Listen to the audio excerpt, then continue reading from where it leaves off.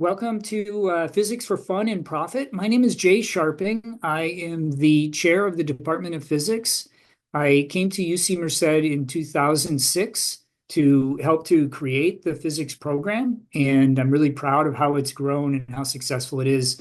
Tonight, we're going to give you a brief introduction to the physics program, but I've invited three previous physics majors who have gone on to have successful careers, and you can ask questions about their experience at UC Merced as well as what they've done with their physics major. Okay, so here is the physics program at a glance. This is a carpet, and we'll start here at the bottom of the carpet. As a freshman entering into the university, there are lower division courses in mathematics and chemistry, an overview of physics, which goes all the way through mechanics to electricity and magnetism, and then into quantum mechanics and modern physics. So these are the sorts of courses, along with various electives that you would take when you start, if you start as a freshman. And then shown in the middle here in orange are the core physics courses. The physics is made up of thermodynamics, quantum physics, electrodynamics, mechanics, and a decent amount of laboratory experience. These are the main courses that you would take as a physics major. And then the physics major also has electives, which are organized into what are called emphasis tracks. So we have an astronomy, astrophysics emphasis track, a soft matter, condensed matter, quantum emphasis track. So these are ways to organize the coursework that you would do as a physics major. Throughout the program and kind of integrated into education at UC Merced is general education, learning cross-cutting skills. And then many students get involved with research in a laboratory, and so that can happen very early. And then at the end, as a senior, one would do a capstone experience. For physics, you have a couple of options. One of them is to do a thesis research experience, and then another is to do the engineering capstone. So if one finds that they're more interested maybe in going into industry, getting a job right after graduation, then maybe the engineering capstone is a good one to do. But if you're thinking, I want to be a professor, I want to do graduate school, then maybe the thesis version is a little better. And throughout all of this are college experiences, which there's plenty of at UC Merced. So clubs, residence life, study groups, sports, music. There's lots of interesting things to do on campus and around Merced. So that's the physics program at a glance. The best way to get answers to what you have to do is to look at the catalog online. And I'll take this moment to mention that my email address down here on the bottom left, jsharping@ucmerced.edu. This is on every slide. It's on every slide because I want you to feel comfortable to send me an email if you have any questions or we didn't spend enough time on a particular topic. So with that, I want to move on to the panelists. So there's three folks here who are going to field some questions, and I'll let them introduce themselves. But there's Melissa, Marlon, and Logan. And so I'm going to start with Melissa. Welcome, everybody. Thank you for being here tonight. I am Melissa Ricketts. I was actually born in Merced, so I had the unique opportunity of seeing the University of Merced, University of California, Merced being built while I was in junior high and high school. I ended up doing my first 2 years at Merced Community College and then actually transferring to UC Merced as an undergraduate. And I see someone in the chat has also mentioned that they are a transfer student. So, woo, that's awesome. And I know Marlon also will probably talk about the fact that she's also a transfer as well. I also can go ahead and speak a little bit to the undergraduate research programs as a transfer student.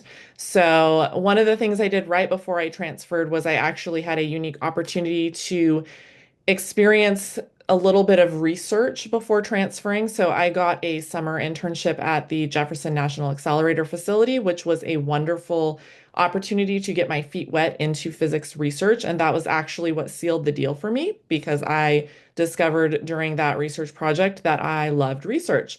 So when I joined UC Merced, I was very excited to get involved in some research at the university. And that's exactly what I did. Of course, I did have to tackle some coursework first, but I eventually landed in Professor Linda Hurst's liquid crystal laboratory.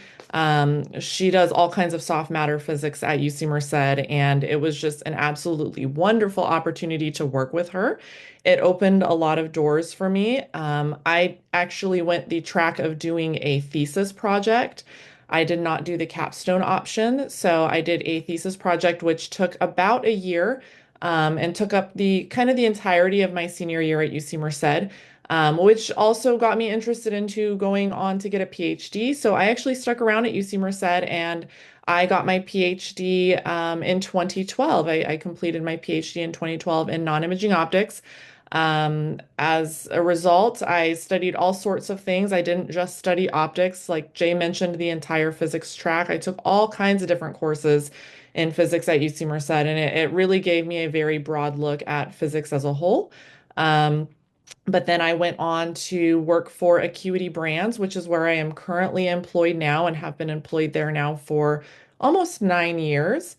But I felt that my time at UC Merced as a physics graduate student and as getting a bachelor's in physics, I felt that it really prepared me for everything that I went on to do in the work world because it taught me very critical, like very solid critical thinking skills, how to take a problem and analyze it, how to break it down, and how to solve it. And, to this day, I'm one of the people at my employment, at my workplace, that everyone comes to when they're struggling with a problem.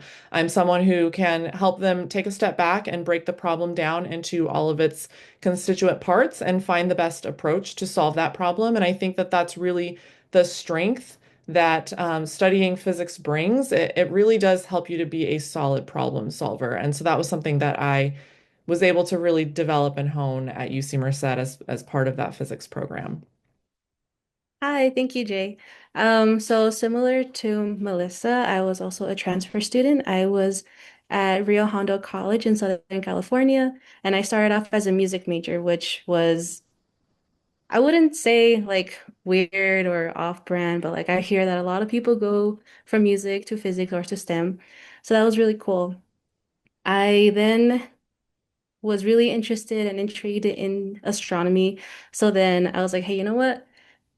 This music stuff isn't planning out, so let's go and do astronomy. So I decided to do like astrophysics and took all my beginning physics classes at Rio Hondo. And so once I transferred, I've I saw that somebody here is also a transfer student or like going to be a transfer student. I began to be a part of like this little community from the Transfer Returning and Veteran Center that's at UC Merced.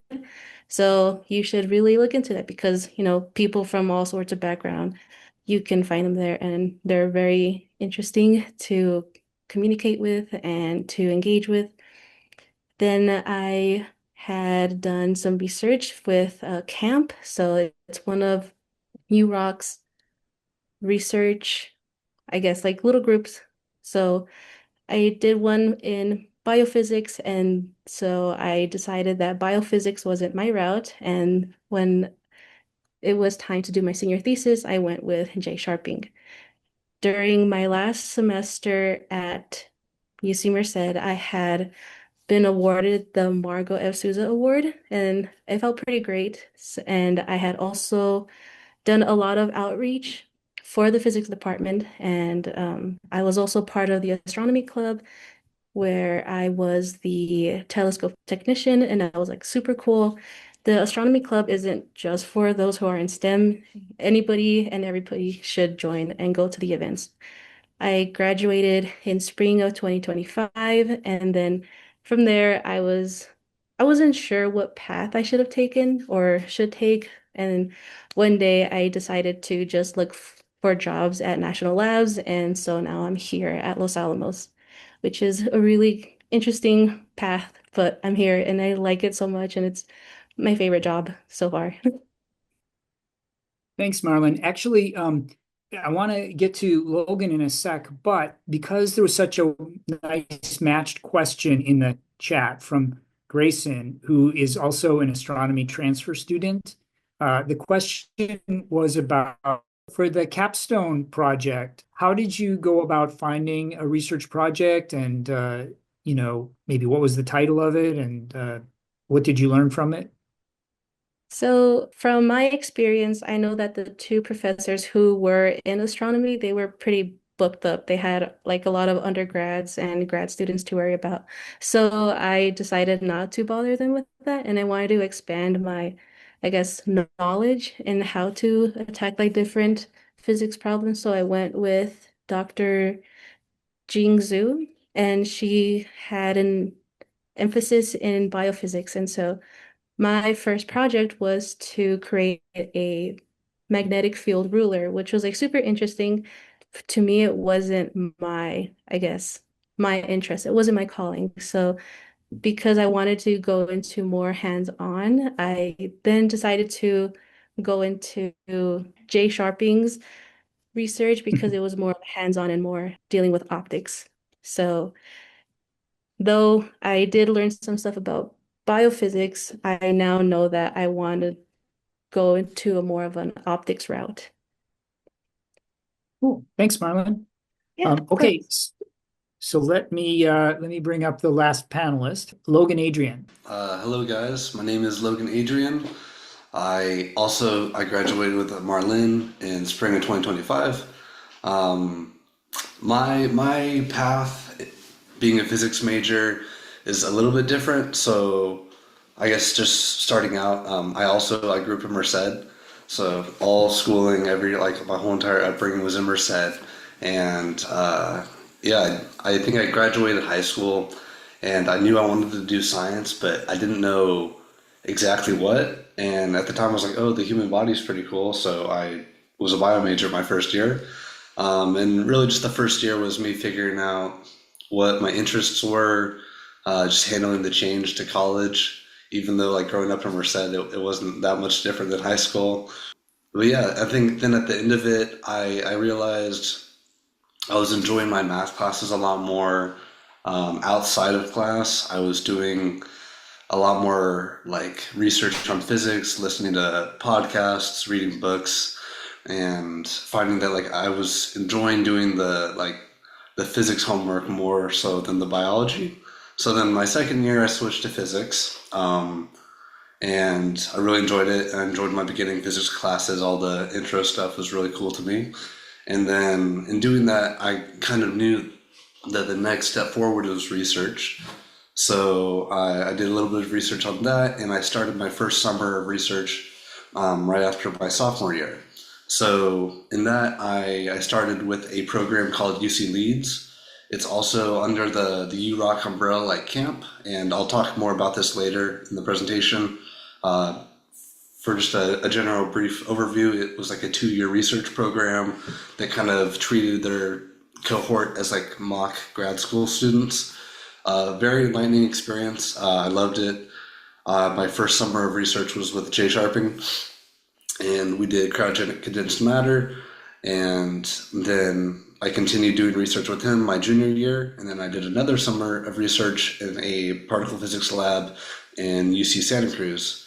And I guess in doing all that research, while I really enjoyed the physics, I found that I really liked the hands-on work in the lab more so than I did all the extra writing, papers and presentations.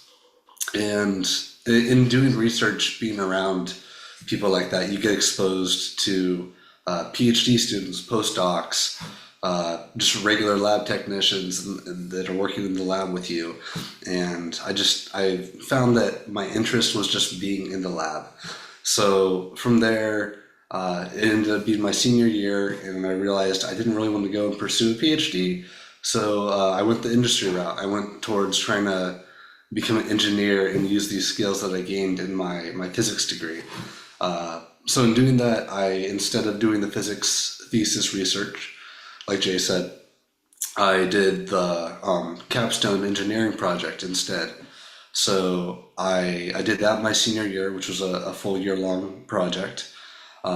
While I did that, I did some engineering electives and just tried to figure out where I wanted to go into industry. And after a couple months of searching for jobs and putting like skills and things on my resume, I ended up finding a cryogenic service engineer job at a company called Blue Force. So the picture that you see there, Jay has what we call a dilution refrigerator in his lab. Basically, this company I now work for, they made some of the equipment in Jay's lab, and now I go around and I service different various cryogenic systems for different labs and companies, and just doing hands-on lab stuff. So definitely fulfilling experience and a lot of skills from my undergraduate degree I'm now using every day. So it is cool. Excellent. Thank you. Okay, so let me get my list of starter questions.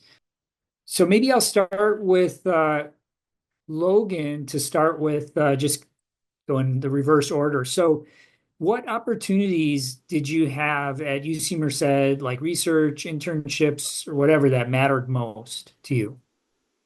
Cool. Yeah. I'm glad that this is the question I got, because I know, like, especially my last like 2 years trying to figure out, I don't want to go and pursue PhD. What route is there for me? And there's a lot of stuff I learned that I wish I had known when I started my degree. So yes, thank you for this question. I guess, yeah, starting out, the main thing is research. So if you're interested in physics, then it's likely that you want to pursue some type of research. And with how academia and physics jobs work, if you want to be doing physics every day, a lot of the times you do have to go and pursue a PhD. And the best way to know if you want to do a PhD is to begin to do research in your undergrad. So that's the most critical thing. I would recommend as early as you can start doing that. And I guess the main sentiment in this is you're getting this degree, you're taking these classes. And all of this is with the aims of knowing what you want to do with your future and what you really enjoy. And like taking classes will definitely help you get there, but you will not fully get there unless you are actively pursuing, I think I'm interested in astronomy or particle physics, and then going out and pursuing those research opportunities. That will let you know for sure if you want to go and pursue a PhD in that, if you want to do lab work in that, or if you're just not interested in that altogether. So the main way of doing that here at UC Merced is this thing called UROC. It is this culmination of multiple different programs that are funded by either like different parts of the school or the government, but essentially you are in these programs which fund your research either for, it could be just one summer, it could be a 2-year long thing. So there's a multitude of different options for that. And cool. Yeah, so the main ones for physics for this are going to be CAMP, JGI, and then UC Leeds. If you want to learn more about CAMP, I'm sure Marlene can tell you about that. JGI, that's more of a biophysics option, strictly like biomedical research stuff. But I can't talk about UC Leeds. So, like I said before, it's like a mock grad school experience. I applied to it back in my sophomore year, and then I did it my summer after my sophomore year, and then my summer after my junior year. And that program, it lets you choose, and a lot of these programs let you choose what type of research you want to do. And then you personally will reach out to those faculty members and then tell them, hey, I'm in this program and I get this funding. Is it okay if I do research with you? And most of the times, professors will say yes if you come with your own funding. As long as there is like capacity in the lab, which most of the time there is. It's really easy to just, pick something that you're really interested in and then go and pursue that. So that's what UC Leads did for me. All those UROC opportunities, those are great. I would say that's the best place to start. Especially if you're like a freshman and you want to be on campus for your first summer. I would say definitely try, and if research is something that you do want to try out, then start that either your freshman summer or your sophomore summer. Other options for research, you have these things called physics RUs. These are government funded research programs that most universities have. Not all of them, but they are a great opportunity for you to expand if you're like, if you're going here for physics, but you thought that, oh, this school in this other state was, really cool, but I didn't want to move out of state for it.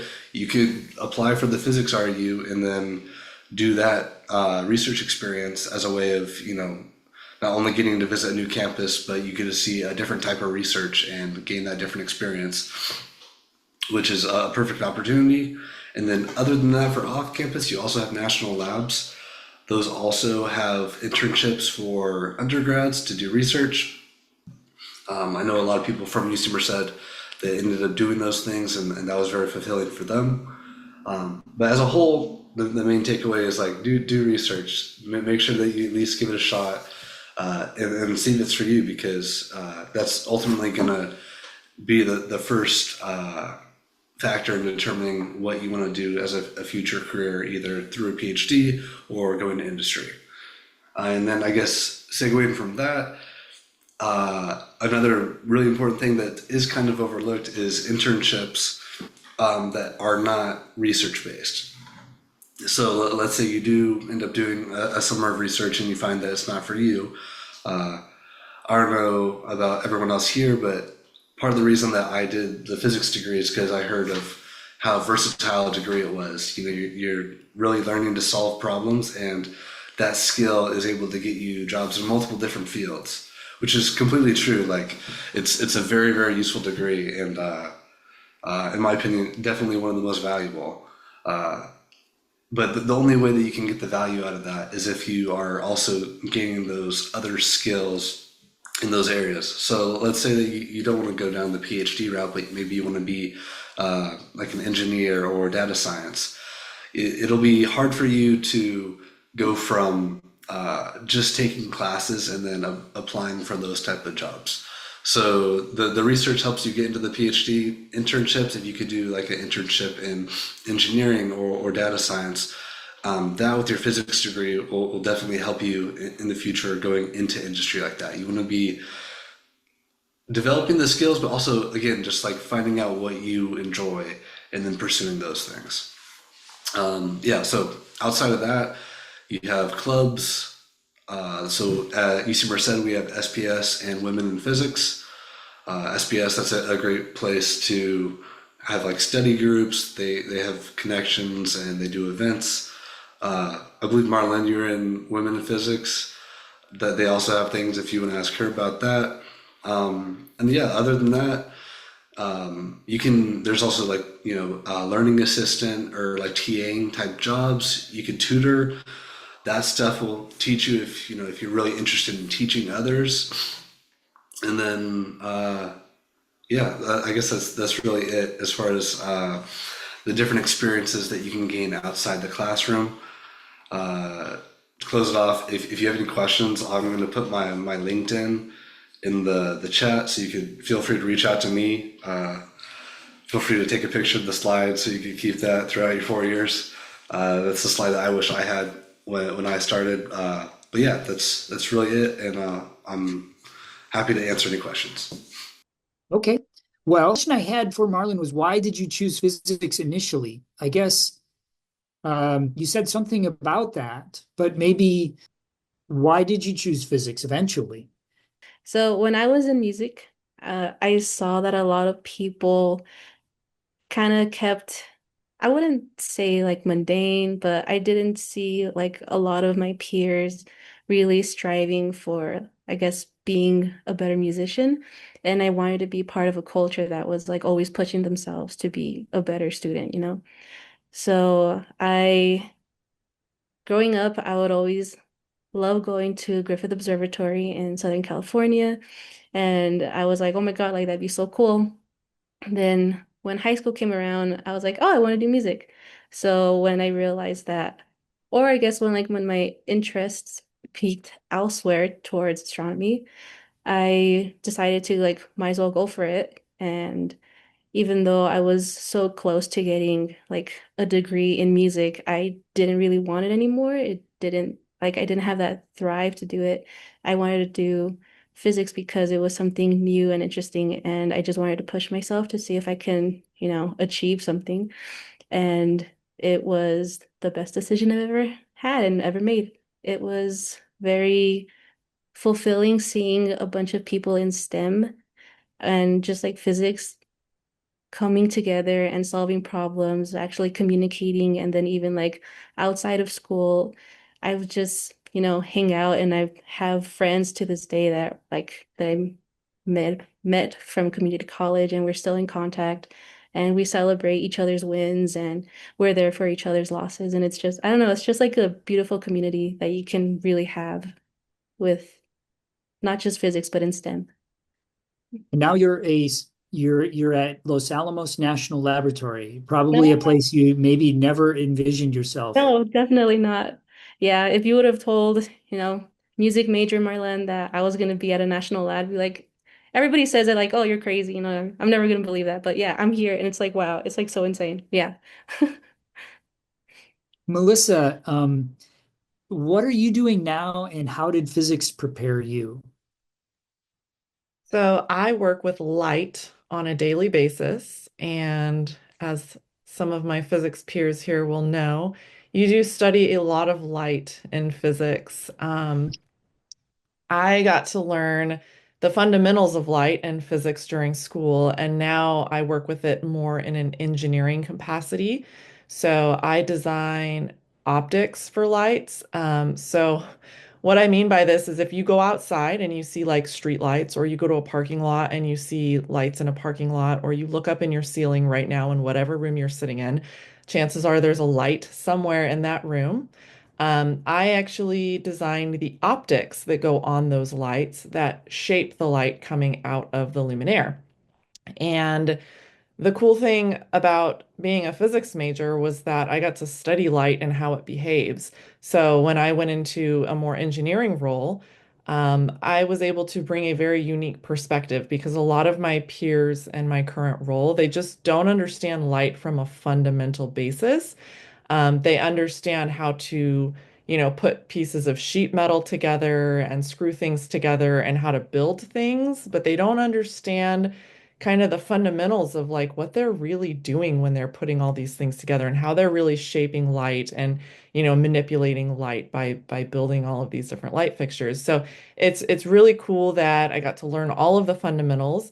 But I totally resonated with what Logan said because if I had just learned about light, but I had never really learned how to actually build things or ask research questions or, work through various problems in a real world research type scenario, I don't think I would have been as well prepared for the job that I currently have. So that did give me a big upper hand. But I absolutely love what I do. It's something that I did during my PhD, and it's something I do every day on a day-to-day basis. And so it's very fulfilling in that sense. So yeah, it's been pretty great so far in the work world. I've been at this company for 9 years now, so that should tell you something. I haven't worked a different job. I'm working the same exact job that I worked when I graduated from UC Merced. I will say also, so Logan mentioned internships.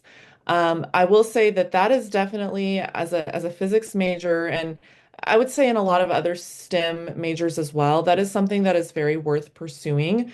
during like summertime. I know that my company, Acuity Brands, out here in Georgia, we actually have an excellent undergraduate internship program. We do hire undergraduate interns during the summers. Most of them are local, obviously from like University of Georgia, UGA. But I know there are other companies similar to mine that hire interns during the summer and pay quite well. So it's definitely something that if you're looking to get into STEM, physics specifically, look around, get on the internet, right? Pull up some of these big companies and look at what kind of summer internship opportunities they have. Because if that's something that you're interested in, it's a great opportunity to be involved. And a lot of the interns that my company has end up working for the company once they graduate too. And so it gives you that hands-on experience. It might not be so research based, but it's still very hands-on and you're still learning and you're still applying the things that you've learned in class. So it's very important to do research or internships or something during your undergraduate time. Thanks, Melissa. So there's a couple of questions in the chat. So I'll ask. So Grayson asked uh, about paying for school. Do you know how many UC Merced students are graduating with or without debt? I would appreciate hearing more about affording school, and then also what it looks like entering the professional STEM physics job market after graduating. So, I mean, I don't know how much the panelists can provide a balanced statement about the debt part. I see Melissa kind of squirming there, but I I do can know that. tell you all of it. So Okay, Melissa, go. first of all, I worked the entire time I was at UC Merced. And as an undergraduate, I did not work a research position. So while I was in community college, I waitressed, I tutored calculus, and I also got a job at the local mall. And then when I transferred to UC Merced, I actually worked at the UC Merced bookstore for I forget, like a year and a half until I started working with Professor Hurst in her lab. And I used the money that I was making at the bookstore, at, tutoring calculus, all of that to help fund my education, but it did not fund all of it. So I did take out student loans and I did take out debt. So to, answer your question a little bit more, I also took out debt during my PhD. That was a choice that I made. You don't do that. You don't have to do that. Like you get a stipend, you get your tuition paid for through like a research ship or a TA ship as a PhD student. I just wanted to have like a higher standard of living, so I took out debt while I was a graduate student. But I will say that by getting a PhD, it set me up for a six-figure job. And I know that having a six-figure job in this economy is very important. And I have been able to pay off a very large portion of my debt with that job. So I will say you can absolutely pull it off. You can work while you are a student. I didn't really have much of a life outside of being a student. I was either working or I was studying. And I know that some of our other panelists have mentioned study groups. I will say that some of my happiest memories at UC Merced was actually like being in study groups, like getting together in a room, throwing all your equations up on the whiteboard, working together and trying to solve all these equations with each other and just having a great time. If you're busy all the time and you're working and you're studying, this becomes sort of like your hangout time. So just in my experience, that it was doable. I was able to work and balance school at the same time. I think I worked like 20 hours a week and I took a pretty regular course load of about 12 units. I think sometimes I might have taken like one extra class, but it was doable. And then I would work all summer. I didn't take classes in the summer. The second part of this question, and there's a question in the chat about changes in the world, really, like how is AI changing things? But maybe before doing that, the second part of that question is about the job search market. And so I think I'm going to ask Logan to try to answer it first, and then if Marlon, if you want to add something, because both of you guys were doing this at the same time. So I guess the question is. Oh, the question is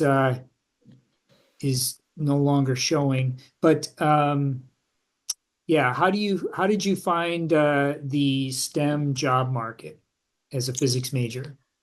Yeah, okay, so a great question. I just came out of a around like 5 months of applying to jobs and searching. Part of the reason it took that long for me was just kind of deciding. Well, I was very picky, I guess, with the type of job I wanted to do. So I mean, it really it depends on, I guess, how picky you are. You could get a job relatively soon if you could will just apply to anything. But as far as the STEM job market, my experience on that was, I did all this research experience, and I knew that I wanted to work in a lab, or work in labs with this cool like cryogenic equipment, and yeah, I guess just do that in a hands-on way to support research. So I applied to a very niche field, and luckily, my past experiences with research, and all the stuff I was doing during school outside of just the classes, that along with my capstone, it worked out pretty well where I was consistently getting interviews and talking to some really cool companies. And just like as a little background, I'm not like the best student. I didn't get straight A's through college. Some of the upper div physics classes were really hard for me, and part of that is why I didn't want to go on to pursue a PhD. But I did find a path in the job market to continue doing STEM stuff, and there's definitely it's getting a degree in STEM is a worthwhile investment. Whether you are going to go and get a PhD and make six figures, that's one route. You could also make six figures, going straight into industry. It takes a little bit of time, and you end up relatively like in a similar position where you get higher up, and you are then managing people, or you're overseeing something, and that's ultimately how you get those higher paying jobs. But like 100% STEM is a worthwhile investment. The job market is only tough if you don't gain experience. If you go through your degree and you go in with the mindset of I want to know what I'm interested in, and I know what type of future I want and what type of career I want. If you have those experiences and you can explain that to either employers or grad schools, then that's what's going to make the job market easy for you. But yeah, especially with a physics degree, if you do all that, then it is not terribly hard. There is some work that you have to put in, but if you put that in during your degree, and then you'll have no problem. Marlon, was there something you really wanted to add? Or there's this really hard question that I don't know who to ask. Maybe you're the perfect person for it. Sure, either one. Okay, I'm going to give you the really hard question then. So the Okay. question was, how are programs adjusting or aligning towards changes in industry? Like AI is affecting or shaping each industry? So I could say how programs are trying to adjust, but maybe I'd like to know, like, what does AI look like from your perspective, having finished? What is what does your life look like now? I've always tried to not use AI. However, in my current field, um, I so my position at Lano is being a post-bac student, or like a post-bac intern. And recently we had to do a set of code. They told us to run it by ChatGPT to see if it could be optimized. And I was like, oh wow, I didn't realize, well, like, I don't know, a national lab would be so comfortable just using AI. But I guess because things are constantly, science, and I guess computer science is constantly improving and trying to be better than it was, a month or a year before, they're willing to, get there. So I know from my perspective, it was really interesting being, I guess, encouraged to use AI. However, when it's like for more confidential stuff, they try to steer away from it. I don't know if that was a good answer, but that's what I can share from my point of view. No, that's a good answer. From the program perspective, what we're trying to do in in our classes largely is help people know how to use AI to learn what they're supposed to learn. So instead of asking ChatGPT for the answer to your question, ask AI to help you by asking other questions or how can I get started type things. And Yeah. so what we're trying to do from the program perspective is to help people learn how to prompt in a way that helps you learn and to recognize when you're supposed to use it to help you, like when is the learning objective something that I'm supposed to learn, and when is the tool something that helps me get through the busy work so that I can learn. In Yes. physics, we might say, well, use AI to help you write this computer program. In computer science, they wouldn't want you to use AI to write the computer program. They might want you to use AI to optimize things, Mhm. as Marlon mentioned. So, um, okay. So, I mean, Melissa or Logan, did you guys want to add anything to the AI question? Otherwise, I think there was another one here that I wanted to try to get to. Oh, so somebody was asking, and I won't get the words just right, was asking about connecting physics work, like physics class work, with the real world. Um, so how do you see how does that work for from your perspective for the physics program? I would say that physics is an incredibly challenging topic, and just being able to get through your coursework and complete your assignments and take your exams, it it teaches you a bit of grit. It really teaches you to push yourself and to understand your capabilities.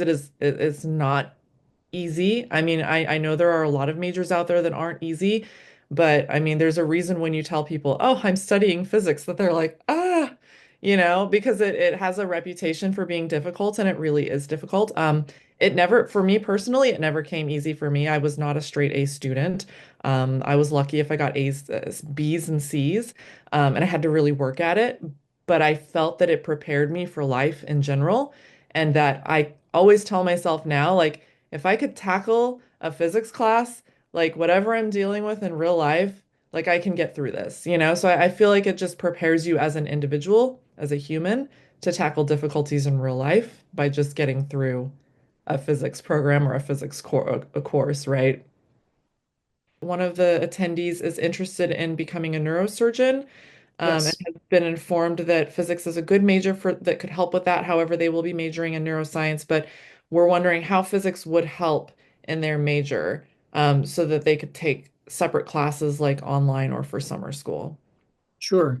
Yeah, so physics is the way I like to explain how a physicist adds value in a situation um, is to mention a problem solving process that I try to teach, which is model, visualize, solve, and assess. Okay, so the idea here is that when a well-trained physicist attacks a problem, they'll try to simplify it down to as um, as few variables as you can. That's the model, right? And maybe make a visualization of that, draw a picture, make a graph, and then solve. So you want to get an answer and then assess. And one of the interesting things about neuroscience is there's a lot of chemistry, a lot of like electrical signaling that's going on there. And there are some simple, if you've got a PhD in physics, anyways, principles that can be applied. Like, how quickly can information flow from one place to another? What are some of the things that might prevent the signal from flowing from one place to another? And so, a good neurosurgeon who knows how to think about like just wires at a very fundamental level and how the signal flows through those wires. And what does it mean if the wire is very thin or very thick? What happens if the resistance goes up or down? And what happens around the wire? Like there's a magnetic field that comes up. And so these are the kinds of things that a physicist would think of that would help a neurosurgeon. Now, you probably don't want every neurosurgeon in the world going into the weeds like that, but in a community, in a hospital or in a research institution that's studying this kind of thing, it's beneficial to have people who are very strong in chemistry and very strong in biology and very strong in physics. And so that's one complementary way that physics would certainly help. You got the questions? There was a little bit of stuff here about research opportunities and opportunities outside of the classroom, and Logan talked about that very nicely. Okay, so I do want to thank everybody for their time. It's evening, and maybe you're waiting to have dinner now.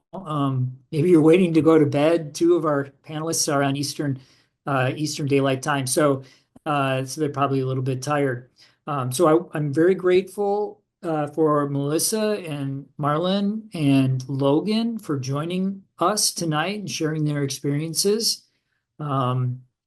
My email address is on almost all of the slides. I'm going to go back one just so you can see it there. jsharping@ucmerced.edu. So if there was a question that didn't get answered and you want to ask it again, by all means, let me know. Professor, leave your And I also want to leave some time for some of the admissions folks to promote some of the events that are coming up and remind students about deadlines. So thank you, Professor Sharping, and thank you to our wonderful panelists for sharing your stories with us this evening. It's very inspiring. I learned a lot serving as a background chatter. So thank you all so much for spending your evening with us. And thank you to all of our attendees joining us for this wonderful webinar this evening. Again, my name is Timothy Ford. I serve as the Northern California Regional Admission Advisor. I just want to remind everyone here this evening that we have a huge event coming up in a couple of weeks. That is Bobcat Day, April 18th. This will be the day in which we're inviting all admitted and prospective students to come see our campus in its fullness. So all of our clubs and organizations, all of our research centers, and all of our departments will be on hand to dialogue with you and to answer any questions you may have. So this will be a great day for you and your family members to see our school up close and personal and to meet our physics department and other members of our department in that area in the School of Natural Sciences. So again, if we can put that in the chat, someone can put that in the chat for me, Bobcat Day. Again, we want to remind you of that event. And then also for our admitted first-year students, please be reminded that May 1st is the Statement of Intent to Register deadline to inform us if you will be accepting our offer of admission. We hope you become future Bobcats. For my transfer students joining us this evening, you will have until June 1st to submit your Statement of Intent to register. So this gives you ample time to view all of your award packages, view your options, see our school, visit us. Again, email us for your questions. Professor Sharping did leave his information. We would like to continue this dialogue beyond this evening. So with that, again, congratulations to all of you who have been admitted to UC Merced. We really hope you enjoyed this evening's presentation.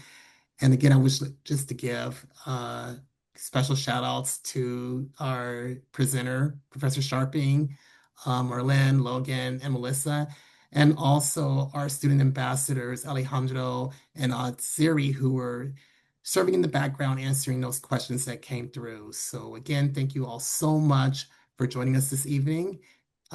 Wish you all the best and go Bobcats.